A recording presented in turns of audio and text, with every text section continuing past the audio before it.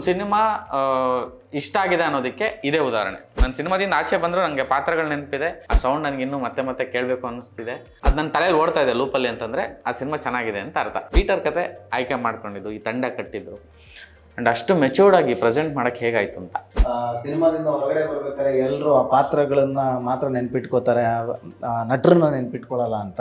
So ಇವತ್ತು ಇವರೆಲ್ಲರ ಮುಖದಲ್ಲಿ ಕಾಣಿಸ್ತಾ ಇರೋ ನಗುನೇ ಅದಕ್ಕೆ ಸಾಕ್ಷಿ. ಬ್ಯಾಕ್ಗ್ರೌಂಡ್ ಸ್ಕೋರಲ್ಲಿ ಯಾವುದೋ ಒಂದು ಪಾಯಿಂಟಲ್ಲಿ ಸ್ಟಕ್ ಆದ್ವಿ, ಸಕ್ಕದಾಗಿ ಸ್ಟಕ್ ಆದ್ವಿ ಮಾತ್ರ. ಬರೀ ಪೀಟರ್ ಹಿಂಗೆ ತಿರ್ಗಕ್ಕೆ ಒಂದು ಸೌಂಡು, ಅದನ್ನು ಒಂದಿನ ವರ್ಕ್ ಮಾಡಿದ್ದೀವಿ ಸರ್. ನನಗೆ 5 ನಿಮಿಷ ಯೋಚನೆ ಮಾಡಿ ಋತ್ವಿಕ್ ಮ್ಯೂಸಿಕ್ ಆಗಲಿ ಆಮೇಲೆ ಮಾತಾಡಿ ಅಂದ್ರೆ, ಅವನೇನು ಅಷ್ಟೊಂದು ಹೊಟ್ಟೆ ಬಿಟ್ಕೊಂಡು ಓಡಾಡ್ತಿದ್ದಾನೆ ಅನ್ಕೊಂಡು, ಬಿಟ್ಕೊಂಡಲ್ಲ ಮಾಡ್ಕೊಂಡಿದ್ದು. ತುಂಬ ಜನ ಗೊತ್ತಿಲ್ಲ ಸೀರಿಯಲ್ ಏನು ಹೀರೋ ಬಿಡೋ ಬಟ್ ಪಿಕ್ಚರ್ ನೋಡಿದಾಗ ಅನ್ಸುತ್ತೆ ಪಶ್ಚಾತ್ತಾಪ ಆಗುತ್ತೆ ಅವ್ರಿಗೆಲ್ಲ.